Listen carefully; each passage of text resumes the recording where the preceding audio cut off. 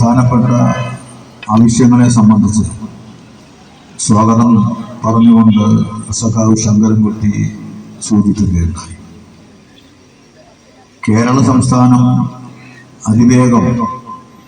പുരോഗതിയിൽ നിന്ന് പുരോഗതിയിലേക്ക്, വികസനത്തിൽ നിന്ന് വികസനത്തിലേക്ക്, അതുപോലെ തന്നെ ജനജീവിതവുമായി ബന്ധപ്പെട്ട വിഷയങ്ങളിൽ ജനങ്ങളുടെ സാമ്പത്തികപരമായ കാര്യങ്ങളിൽ, സാമൂഹ്യപരമായ കാര്യങ്ങളിൽ എല്ലാം തന്നെ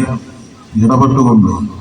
ഒരു സംസ്ഥാന ഗവൺമെൻറ്റിന് ചെയ്യാൻ കഴിയുന്നതിൻ്റെ അപ്പുറം കാര്യങ്ങൾ ഇടപെട്ട് ചെയ്യുന്നതിൻ്റെ ഭാഗമായി കേരളത്തിലെ 3.5 കോടി മലയാളികൾ അടങ്ങുന്നവർ ഇന്ത്യ രാജ്യത്തെ 28 സംസ്ഥാനങ്ങളിലെ ജനവിഭാഗങ്ങളുമായി ബന്ധപ്പെട്ട് താരതമ്യം അവരുടെ ജീവിത രീതികളെ സംബന്ധിച്ചും അവരുടെ സാമ്പത്തിക സാമൂഹ്യ മേഖലയിലുള്ള പുരോഗതിയെ സംബന്ധിച്ചും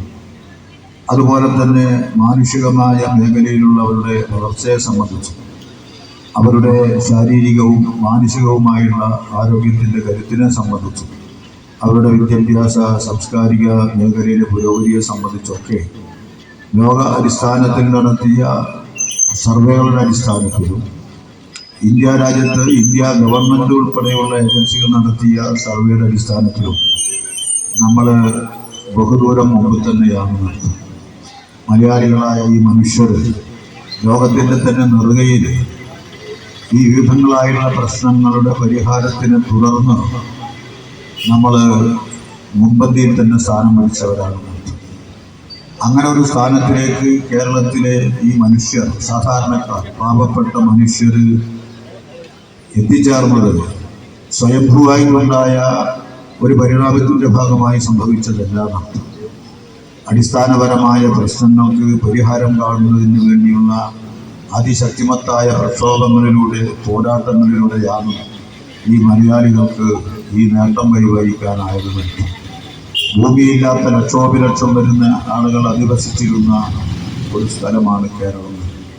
സ്വന്തമായി ഒരു തുണ്ട് ഭൂമി പോലും ഇല്ലാതിരുന്ന ലക്ഷോപിലക്ഷം വരുന്ന പാവപ്പെട്ട മനുഷ്യർക്ക്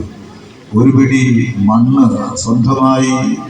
ലഭിക്കുന്നതിന് വേണ്ടിയുള്ള പോരാട്ടത്തിനെ തുടർന്ന് 57 സഖാവ് EMSന്റെ ഗവൺമെൻറ്റിൻ്റെ അധികാരത്തിൽ വരവോടുകൂടി